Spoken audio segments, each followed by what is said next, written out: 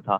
और इसको हमने रन करने के लिए नोड वन को क्लिक किया तो यू विल सी दैट कि नोड वन को क्लिक करने के बाद ये लोकल होस्ट कॉलन किस पे हमने इसको रन किया था, कौन सी थी, 1010। तो यू कैन सी दैट कि 1010 पोर्ट के ऊपर ये रन होने लग जाए। ठीक है, मैं एक्स्ट्रा चीजें यहाँ से बंद कर लेता हूँ। 1010 रिफ्रेश किया तो यू कैन सी ये पोर्ट हमारे पास आ गई है जी। हेलो मेन पेज में यहाँ पर आता सर हूँ, अगर मैं अबाउट पे क्लिक करता हूँ। जी जी, लोकल होस्ट 1010 इस पे हम क्यों रन कर रहे हैं सर? और इसकी आपने लास्ट लेक्चर नहीं लिया? सर लिया था, वही तो समझ नहीं आया। ये जो हम नोड मोन या उसके थ्रू अगर रन करते हैं तो वो तो उसी में टर्मिनल में ही हमें दिखा रहा है। बिल्कुल ऐसे ही है ना, लेकिन हमने इस्तेमाल की थी एक्सप्रेस। लोकल होस्ट 1010 का मसला नहीं, हम इसको 3030 पर भी रन कर सकते हैं। हमने इसको अच्छा ब्राउजर के ऊपर लेकर चलना है ना।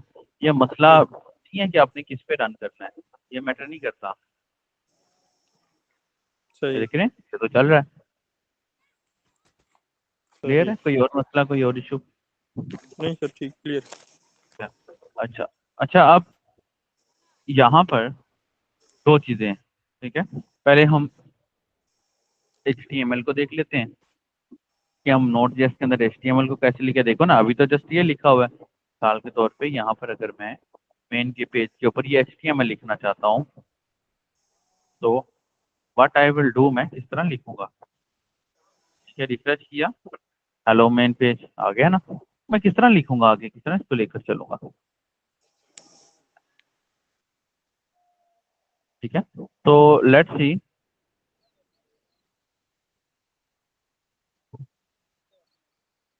ये देखें दिस वन, मैंने इसको रिफ्रेश किया तो ये मैंने देखें ये नीचे डॉट्स आ रहे हैं। तो मुझे अब HTML के पेजेस चाहिए भाई, मैं किस तरह लेकर चलूंगा?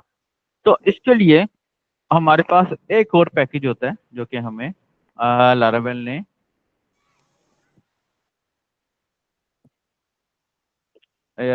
लारावेल ने सॉरी, ये पैकेज होता है हर एक्सप्रेस जेएस जो है दोस्तों, वो आपको हर स्टेप पे पैकेज की जरूरत है। एक्सप्रेस जेएस की हर स्टेप पे आपको पैकेज की जरूरत है। जितनी फंक्शनैलिटीज ऐड करते जाएंगे उतने पैकेजेस आपको डालने पड़ेंगे। तो लेट मी शो यू कि अब क्योंकि मुझे HTML को लिखना है, मैं चाहता हूँ अलग से फाइल्स बनाऊं, तो उसके लिए मुझे इसको पैकेज को इंस्टॉल करना पड़ेगा कुछ इस तरह से। इसका नाम है जी EJS। EJS क्या होता है? ठीक है, मैं आपको सबसे पहले बता दूं EJS बेसिकली क्या होता है। EJS एक एम्बेडेड जावास्क्रिप्ट टेम्पलेट है।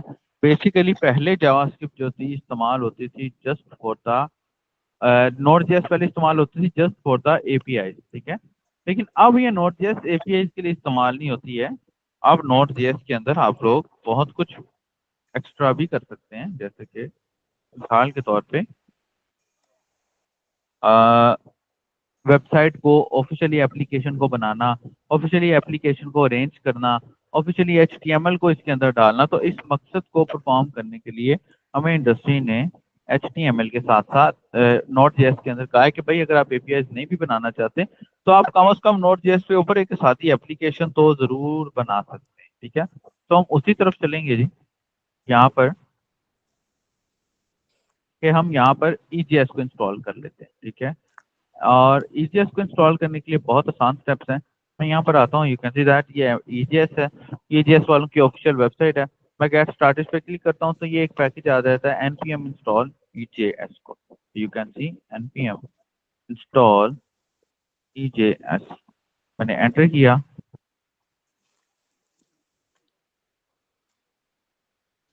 तो यू कैन सी ये मेरे पास मेरा पैकेज इंस्टॉल हो गया EJS का। ठीक है, मैं यहाँ पर जो मैंने नोड है ये बनाया हुआ है रीडमी, मैं रीडमी को ओपन कर लेता हूँ और इसके अंदर मैं नोड.js के अंदर लिख लेता हूँ कि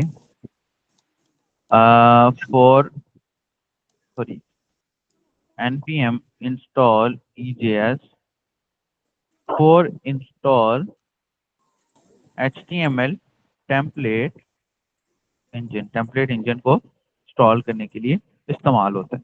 अच्छा जी, ये EJS मैंने अपने पास रन कर लिया है और मेरे पास वो इंस्टॉल भी हो गया है। ठीक है, आगे चलते हैं अब हम।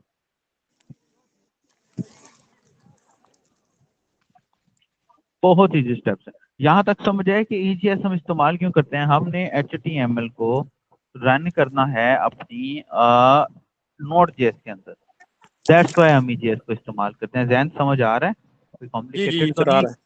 नहीं नहीं सर सही है। ओके,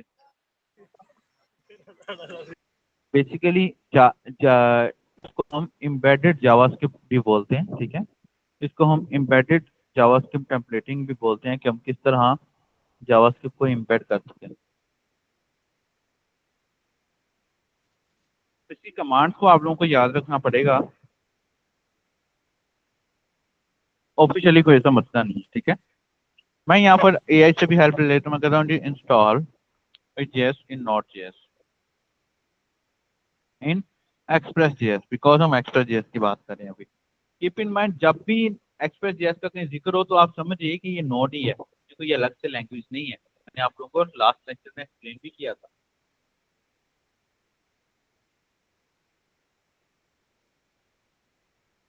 हम्म, बहुत ही स्टेप है, कॉन्टेक्ट में वेट करिएगा।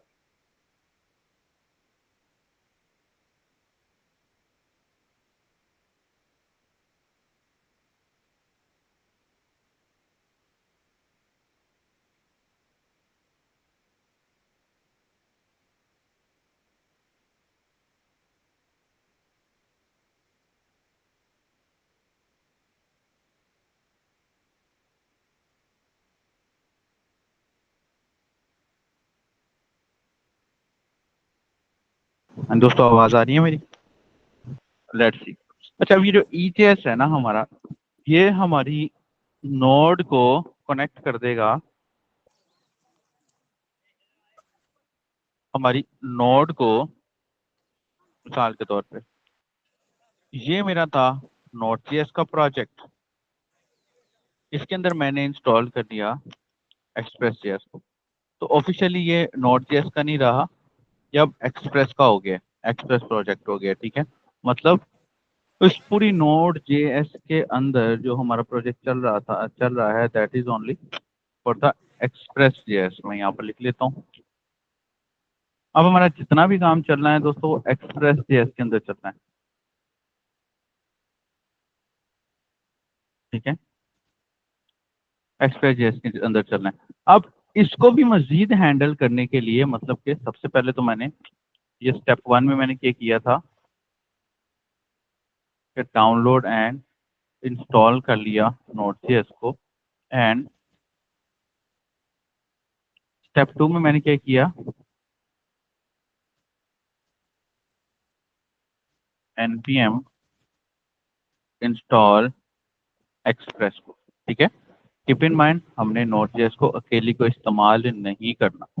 उसके बाद आगे चले जाते हैं।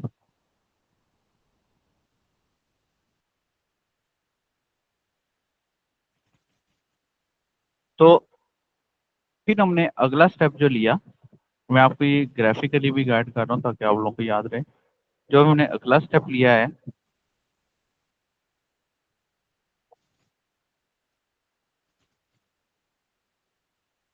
स्टेप 3, हमने इसके अंदर EJS टेम्पलेट इंजन को इंस्टॉल कर दिया। टेम्पलेट इंजन बेसिकली क्या करता है कि आपको HTML फाइल्स बनाने का मौका दे देता है, वरना Node.js और Express.js HTML फाइल्स को सपोर्ट नहीं करते। आप देखेंगे कि हम HTML फाइल का एक्सटेंशन भी बदल देंगे यहाँ पे, ठीक है। तो नेक्स्ट स्टेप वाज दैट कि हमारे पास सबसे पहले नोड था, ठीक है। नोड था, नोड के अंदर हमने Express.js को इस्तेमाल कर लिया।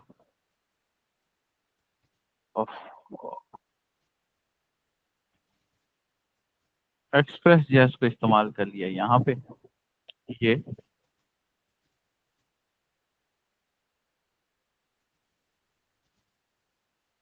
और इसके अंदर अगर मुझे अब HTML को इस्तेमाल करना है तो मैं EJS इस्तेमाल कर लूंगा, ठीक है। अब अगर इसके अंदर मुझे डेटाबेस को इस्तेमाल करना है तो मैं पैकेज इस्तेमाल कर लूंगा मोंगोडी का, ठीक है। इसी तरह अगर मुझे इसके अंदर एपीआई इसको बनाना है तो मैं पैकेज इस्तेमाल कर लूंगा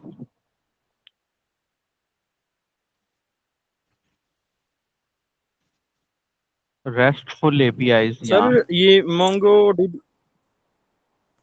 socket.io का। जी पूछिए क्या कह रहे हैं आप। EGS तक तो समझ आ गई ना कि एक्सप्रेस के अंदर हमने इसी तरह EGS जो है ना वो इंस्टॉल कर लिया। इससे आगे ये MongoDB और ये जो बिल्कुल लास्ट वाला जो कराया ये क्या था? मैं आपको बताता हूँ। मोंगोडीबी इस्तेमाल होता है जब हमने डेटाबेस को अपने प्रोजेक्ट के साथ शेयर करना होता है, ठीक है। डेटाबेस समझते हैं ना आप लोग, SQL है, जी जी जी। अपने डाटा को स्टोर करना है ना, बड़ी फ्रेंडली है ये, अपने भी कर, ठीक है। और उसके आगे रेस्टफुल एआई, socket.ai ये इस्तेमाल होता है। रेस्टफुल एपीआई और socket.ai ये इस्तेमाल होता आईओ ये इस्तेमाल होता है दोस्तों एपीआई बनाने के लिए। मतलब कि मोंगोडीबी के अंदर याद रखें कि आपने जितने भी प्रोजेक्ट को ऊपर नीचे लेकर जाना है, जितनी प्रोजेक्ट की इंस्टॉलेशन करनी है, जितनी प्रोजेक्ट की इंस्टॉलेशन करनी है ना, वो सारे का सारा काम पैकेजेस के अंदर होता है, ठीक है। कोई नया फीचर डालना है उससे रिलेटेड आपको पैकेज डालना पड़ेगा, ठीक है। मतलब एचटीएमएल को इस्तेमाल करना था, पीजीएस को डालना पड़ा, डेटाबेस को इस्तेमाल करना था, मोंगोडी को डालना पड़ा, एपीआई बनानी है, रेस्टफुल एपीआई socket.io को डालना पड़ेगा। समझ आया। थोड़ा सा एडवांस लेवल का है, प्रैक्टिस तौर पर समझना पड़ेगा, इसलिए मैं आपको ग्राफिकली बना के समझा के दिखा रहा हूँ।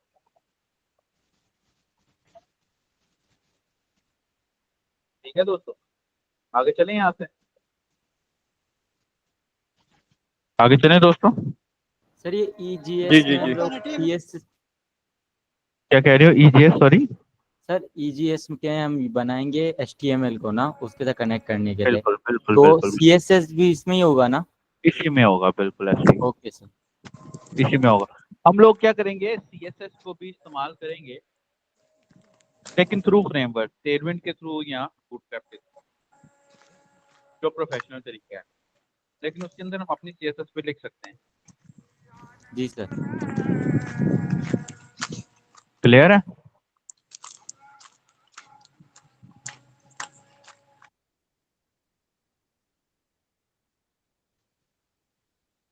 ओके, आगे चलें यहाँ से, कोई क्वेश्चन तो नहीं है यहाँ तक।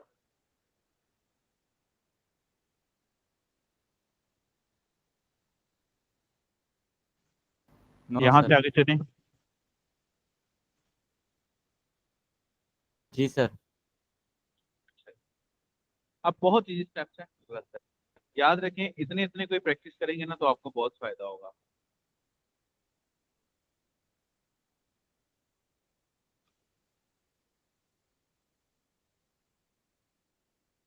Okay, let's see now.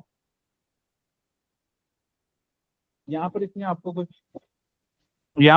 कुछ तरीके बताए हैं, कुछ तरीके आपको यहाँ से भी मिल जाएंगे, ठीक है। कुछ तरीके आपको जो है बहुत सारी जगहों से मिल जाएंगे, ठीक है। मैं आपको जस्ट आम अल्फाज में इस ईजीएस को इस्तेमाल करना सिखाता हूँ। ये जो तरीका मैं आपको बता रहा हूँ ये सेम ऐसा ही है और सारी जिंदगी ऐसा ही रहेगा। आपको सबसे पहले अपनी एक्सप्रेस जेएस को फाइंड करना पड़ेगा अपनी view GS, sorry EGS engine के साथ, ठीक है। तो मैं यहाँ पर इसको सेट कर देता हूँ व्यू, जैसे कि इन लोगों ने ये किया हुआ है, सेट किया व्यू इंजन के अंदर और ईजीएस लगा दी, ठीक है। ये लगा दिया। उसके बाद दोस्तों अगला स्टेप क्या है कि आपने इसको पाथ देना है जहां पर आपने अपनी एचटीएमएल की फाइलें रखी हुई है। मैंने इसको कहा है कि भाई सेट कर दो मेरे पाथ को, कौन सा है, व्यूज का, ठीक है, कि व्यूज के नाम का मेरा एक फोल्डर बनेगा जिसके अंदर मैं अपने ये ओवरऑल फाइलें रखूंगा। Path dot join dot directory name, directory मतलब फोल्डर नेम, कॉमा व्यूज। ठीक है, व्यूज पाथ, ये 2D क्यों लिखा हुआ है, पाथ ज्वाइन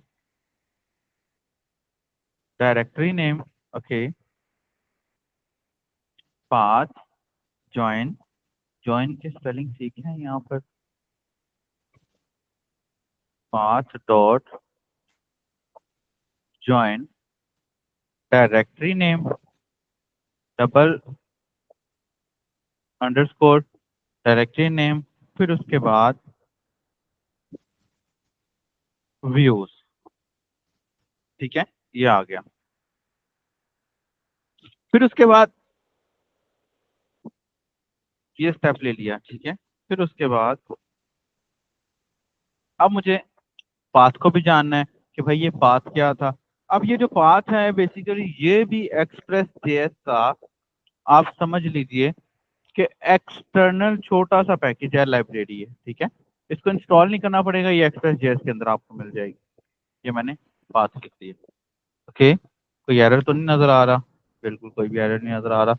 नोड मोड को करने का ये फायदा होता है कि ये एरर जो है ना खत्म कर देता है, मैं क्या एरर तो हमें साथ साथ बताता रहता है। ये फीचर आपको किसी दूसरी लैंग्वेज में ही नजर आएगा।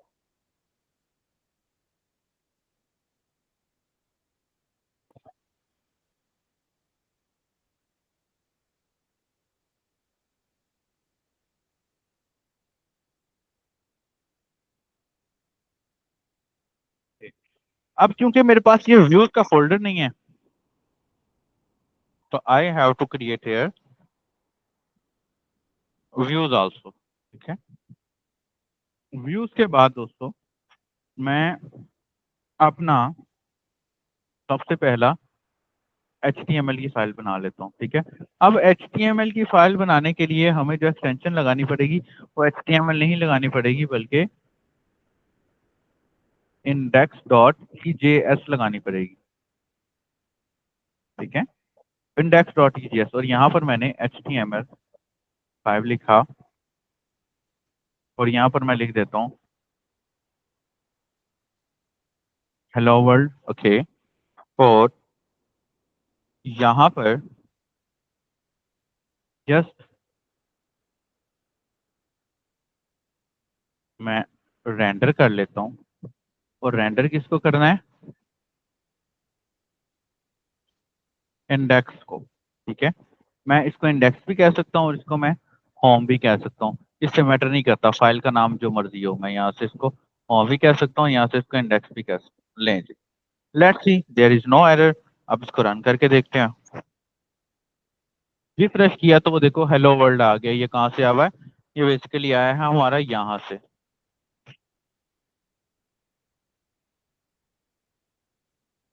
ये लें कंट्रोल एस, तो ये देखें आ गया। क्लियर? कोई क्वेश्चन यहाँ तक तो पूछ लीजिए।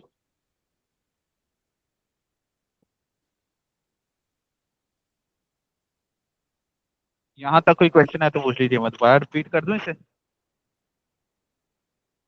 जी सर।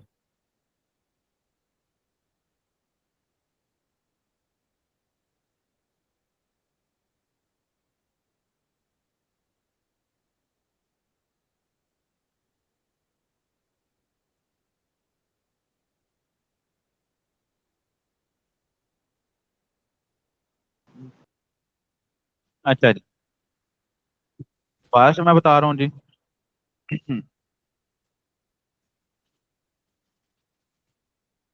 मैं लिख रहा हूँ जी, स्टेप 4 इंस्टॉल EJS इंजन। ठीक है, सबसे पहले क्या है जी, स्टेप 1 आपने npm इंस्टॉल EJS लिखना है। ठीक है, उसके बाद स्टेप 2 क्या है, आपने पाथ को इंक्लूड करना है यहाँ पर सबसे टॉप पे। फिर उसके बाद add below the express. Okay, मतलब इस एक्सप्रेस के नीचे आपने इस पाथ को इंक्लूड कर लेना है। फिर तीसरा क्या होगा, ये तीन चीजें आप ऐड करेंगे, दो चीजें, set and find EJS with express JS। ठीक है, कैसे बाइंड होगा वो, कुछ इस तरह से बाइंड होगा। ठीक है, ये बाइंड हो गया। फिर उसके बाद नेक्स्ट स्टेप क्या है दोस्तों, नेक्स्ट स्टेप दोस्तों ये है कि हमने just create a folder of view. ये व्यूज का फोल्डर बेसिकली क्या है, ये व्यूज का फोल्डर वही वाला फोल्डर है जो हमने इसको यहाँ पर मेंशन की है, ये व्यूज का फोल्डर है। Create a folder of views and add your first file index.ejs। ठीक है, तो ये क्या होगा, ये हमारी फर्स्ट फाइल बन जाएगी। And render this file through route. ठीक है, फाइल को रेंडर किया रूट के थ्रू। क्लियर, कोई क्वेश्चन यहाँ तक तो पूछ लीजिए।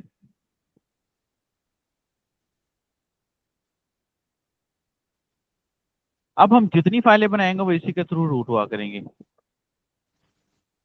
about.js, मैंने यहाँ पर अबाउट लिखा, अबाउट आ गया, और इसको अब मैं रेंडर करने लगा हूं तो यू विल सी दैट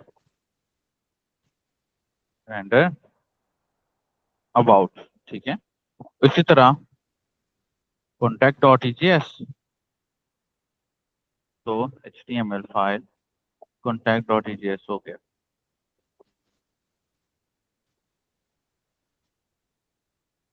फिर उसके बाद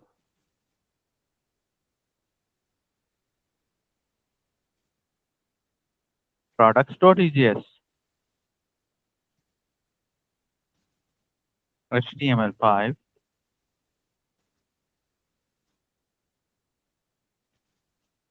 products, and you can see render contact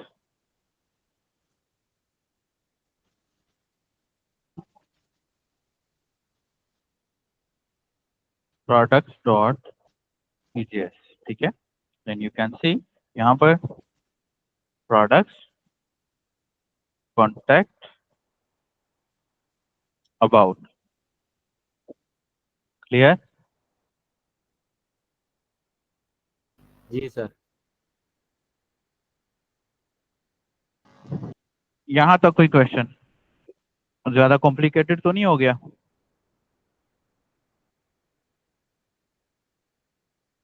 practice करेंगे सर, समझ आ जाएगा।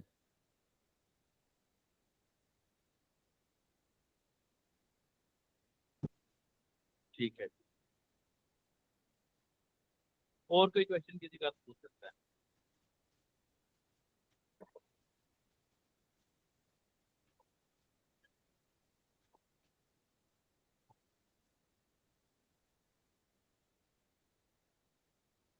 कोई क्वेश्चन किसी का तो पूछ, बहुत ही माइनर सा टॉपिक है ये, लेकिन थोड़ा सा कॉम्प्लिकेटेड भी है।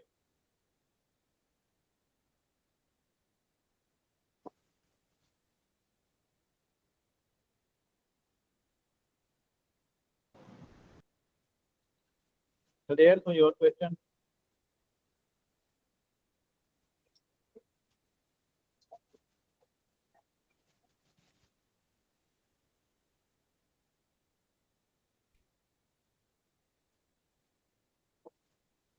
कोई और क्वेश्चन दोस्तों तो पूछ लीजिए प्लीज।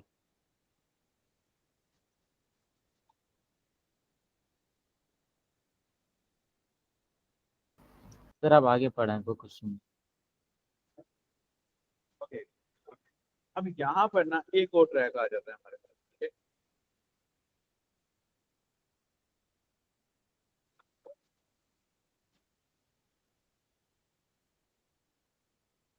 अब यहाँ पर अच्छा जी। अब ये देखिए, index.js, about.js, about products.js, contact.js। अब ये हमारी फाइल बन गई। बहुत इजी स्टेप्स हैं।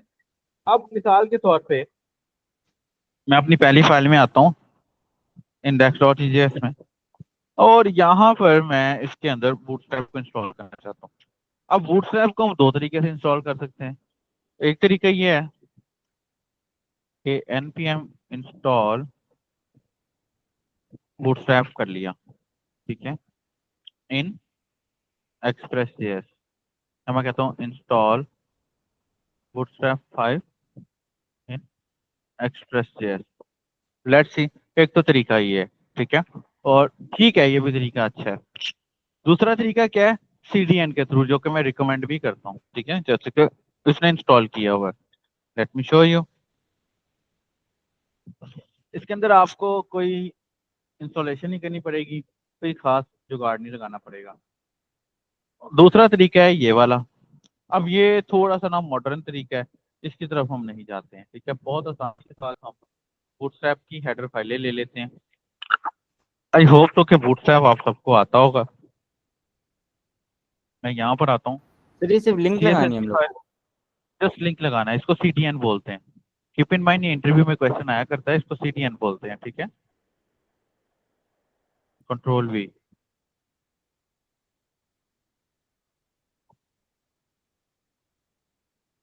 अब मैं वापस आता हूँ मेन पेज पे, तो यू कैन सी, ये देखें फ़ॉन्ट थोड़ा सा चेंज हो गया इसका।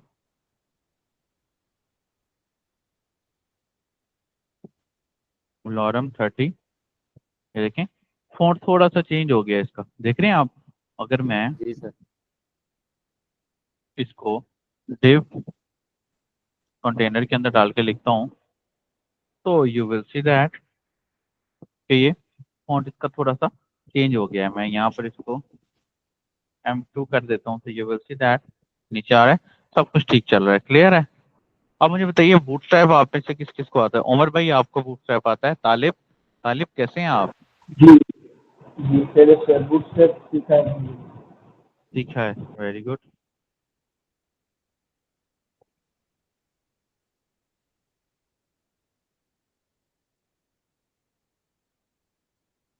सर मुझे भी आता है। Very good, very good.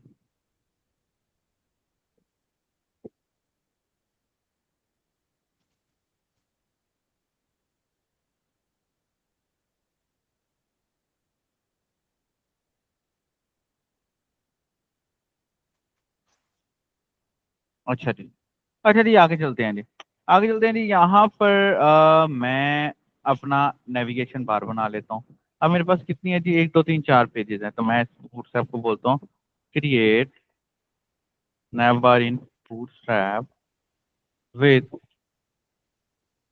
4 links, home, about, contact, products. Enter किया, let's see.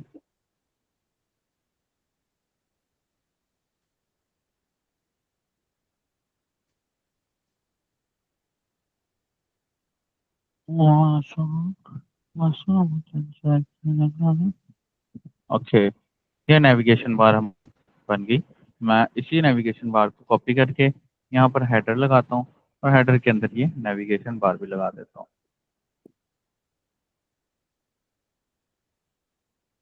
Control S and you will see that, refresh करेंगे तो ये नेविगेशन बार भी आ गई। मैं इसको बोलता हूँ जी, use FA4 icons also in it. Let's सी।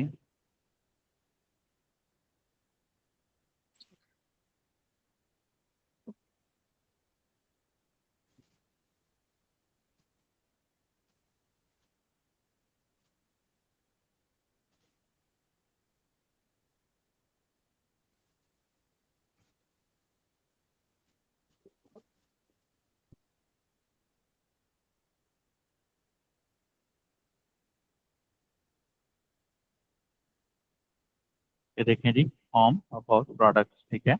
और दिस वन,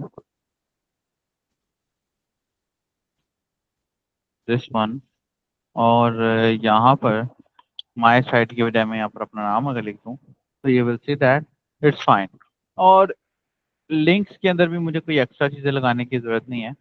मैं होम के लिए होम, अबाउट, कॉन्टैक्ट, मैं अबाउट पे क्लिक कर रहा हूँ तो देखिए अबाउट का पेज आ रहा है। कॉन्टैक्ट पे क्लिक कर रहा हूँ, कॉन्टैक्ट का पेज आ रहा है। प्रोडक्ट्स पे क्लिक कर रहा हूँ, प्रोडक्ट्स का पेज आ रहा है।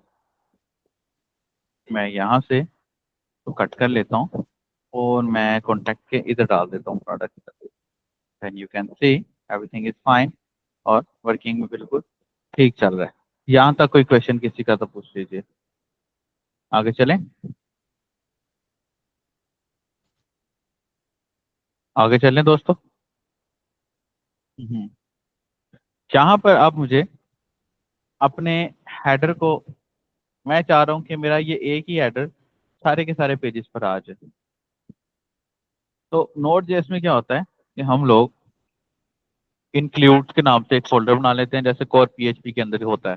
ठीक है, अगर आप लोगों ने किसी ने पीएचपी पढ़ी है तो आपको आइडिया होगा। हनान आपने पढ़ी है ना? तो हम लोगों ने जी जिस सर। तरह कोर पीएचपी के अंदर इंक्लूड का फोल्डर बनाया था ना, जिसके अंदर हमने हेडर और फुटर लगा दिए थे, जी ये सेम वही चीज है। ठीक है, ये मैं यहां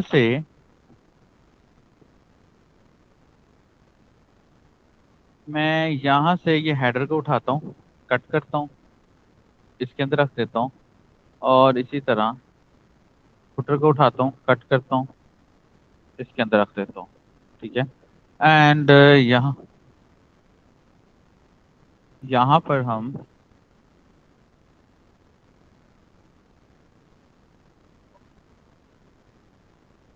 रिफ्रेश किया,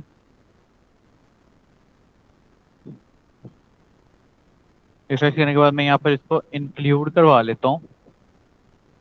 अब इंक्लूड में क्या होगा बेसिकली, आप समझ लीजिए कि इंक्लूड हेडर इन EJS, ये सेम वही चीज़ है कि आप लोग इंक्लूड का फंक्शन इस्तेमाल करते हुए अपने इस हेडर को और इस फुटर को इसके अंदर इंक्लूड करवाएंगे। बहुत इजी स्टेप्स है। ये हेडर है, ये हमने ऑलरेडी कर लिया है, इसकी हमें ज़रूरत नहीं है। जाओ, हो जाओ, हो जाओ, हो जाओ, हो जाओ, हो जाओ, हो जाओ, हो जाओ। इसकी एक छोटी सी कमांड होती है, एक फंक्शन ये वाला।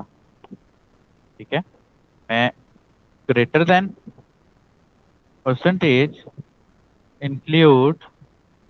इंक्लूड स्लैश हेडर फिर परसेंटेज दिस वन। इसमें थोड़ा सा मुझे लग रहा है कि एरर है, वो हम देख लेते हैं। इसी तरह यहाँ पर फुटर, अब मैं रिफ्रेश करता हूँ तो ये विल सी, देखा मैंने कहा था एरर है। वो कह रहा है कि इंक्लूड नहीं आइडेंटिफाई,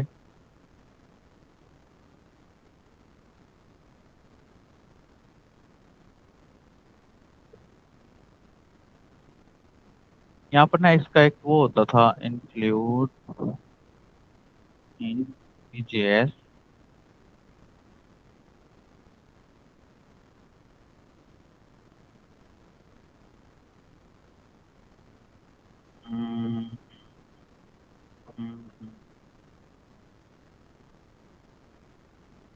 यहाँ से मैं आपको दिखाता हूँ।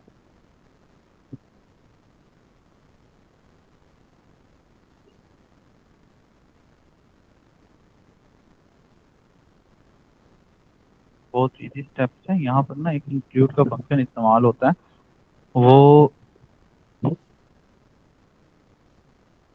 उसका ना जावास्क्रिप्ट का ना सबसे बड़ा रोल है ये कि ना स्टेप टू स्टेप पे अपने सिंटैक्स बदलता रहता है। ये देखें, ये दिस वन, मैं कहा था ना, ये ना AI हमें बाजू बात पागल बना देता है, लेकिन ऐसा कोई इशू नहीं है। इंक्लूड स्लैश हेडर, इसी तरह इंक्लूड स्लैश फुटर। अब करते हैं रिफ्रेश, तो यू कैन सी ये मेरे पास हेडर आ गया। अब इसी फंक्शन को मैं अपने पास हर जगह इंक्लूड करवा लेता हूँ। Ctrl+C, मैं बल्कि पूरे को कॉपी कर लेता हूँ, ये इसको ख़त्म कर दिया।